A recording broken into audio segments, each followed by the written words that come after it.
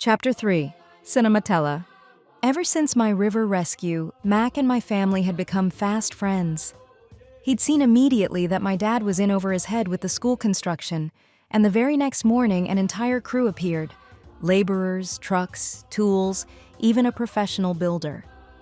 Mack committed to finishing within the week. By 4 p.m. Friday, his team packed up and headed back to Sinamatella. The construction site was now a school.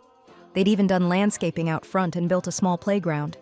Thick rope tied around old truck tires hanging from the enormous Cape fig tree that dominated the school grounds. He joined us for dinner Wednesday. Mack was a fantastic storyteller, and he commanded everyone's rapt attention as he recounted story after story of life at Sinamatella, his run-ins with elephants and buffalo, his dealings with the National Park Service, the endless parade of wayward tourists who ignored his signs and paid the price. By the time Mom brought out the apple pie, Mack's first, apparently, he ate 2 slices and declared it the finest dessert he'd tasted in years. It felt like he'd always been at our table.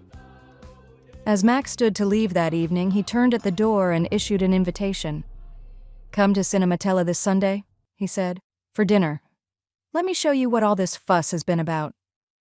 I agreed a little too hastily, on behalf of my parents. He smiled at me through those bright blue eyes and said goodnight. He had walked half the distance to his Land Cruiser when he turned, reached into his pocket, and pulled out a small, badly wrapped and now rather crumpled gift.